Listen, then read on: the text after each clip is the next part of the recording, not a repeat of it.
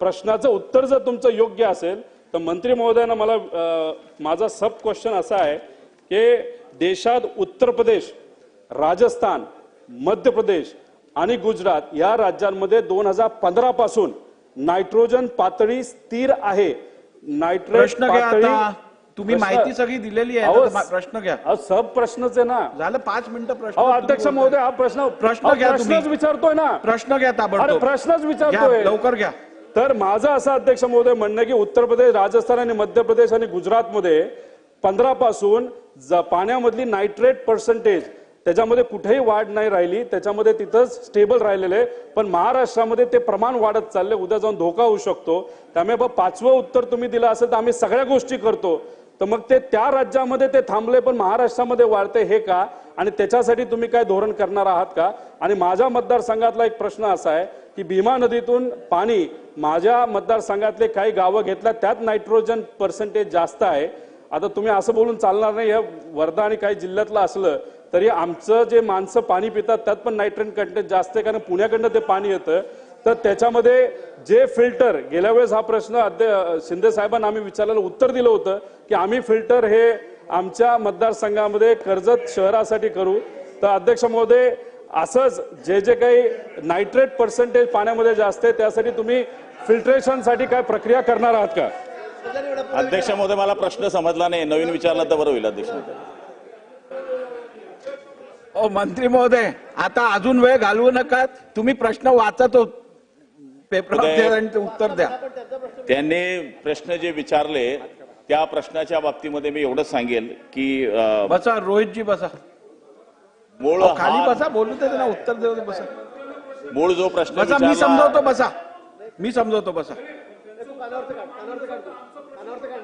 अहो मी समजवतो, बसा।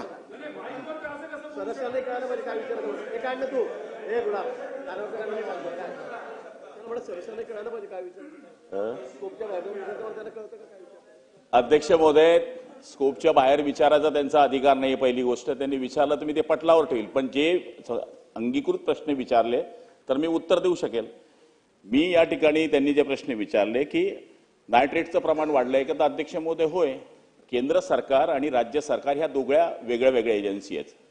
केंद्र सरकार हे रँडम पाणी तपासणी करतं आणि आपलं राज्य सरकार हे या ठिकाणी प्रत्येक जो स्रोत आहे त्या ठिकाणी तपासणी करतं। केंद्र सरकारच्या नियमानुसार मूळ 35% या ठिकाणी नायट्रेटचं प्रमाण आहे आणि राज्य सरकारमध्ये नमुन्यांची या ठिकाणी जर पाहिलं तर 11.62% नमुना या ठिकाणी नायट्रेटचं प्रमाण असल्याचं दाखवलेलं आहे। नायट्रेट का वाढतं? मूळ रोहित दादा बारामतीचे आहेत, आपण कृषी तज्ज्ञ आहेत। नायट्रेट वाढण्याचं मूळ कारण युरिया वापर, नत्र वापर। मूळ हा प्रश्न जरी पाण्याशी संबंधित असला तरी कृषी खात्याला आपल्याला याच्या बाबतीमध्ये विश्वासात घ्यावा लागणार आहे। आपल्या सगळ्या आमदार महोदयांना खाली शेतकऱ्यांना जागृत करावं लागणार आहे की जर पुढच्या काळामध्ये अशाच पद्धतीचं मटेरियलचा वापर सुरू राहिला तर आता हे 7च जिल्हे जरी आपल्याला बाधित दिसत असले तर पुढच्या काळात 36 जिल्हे तुम्हाला बाधित दिसतील। याच्यामध्ये पाण्याचा दोष आहे तो कशामुळे आहे, तर मूळ युरियाचं प्रमाण, मटेरियलचं प्रमाण जास्त वापर करत असल्यामुळे या ठिकाणी याचं प्रमाण वाढलेलं आहे। आपण या ठिकाणी सांगितलं की महाराष्ट्रामध्ये 2015 पासून नायट्रेटचं प्रमाण वाढलेलं आहे का, तर 30% तर 30%च आहे। वाटलं तुम्ही माझ्याकडे पूर्ण अहवाल आहे, मी तुमच्याकडे देतो। दुसरी महत्वाची गोष्ट म्हणजे रासायनिक खतामध्ये आता युरिया, नॅनो युरियाला एकीकडे कृषी खातं सांगतं की तुम्ही युरिया वापरा, दुसरीकडे सांगतं नॅनो युरिया वापरा।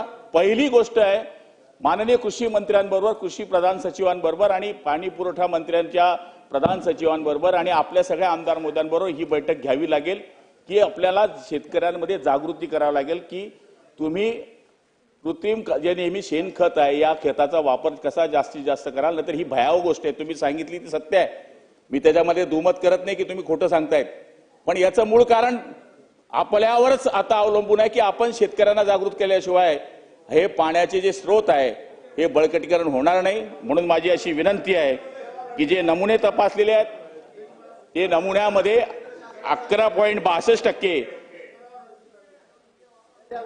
उत्तर तर देऊ द्या ना, मग तुम्ही सांगाल ते उत्तर देईल ना अजून. आणि हो बाबा द्या, बोला.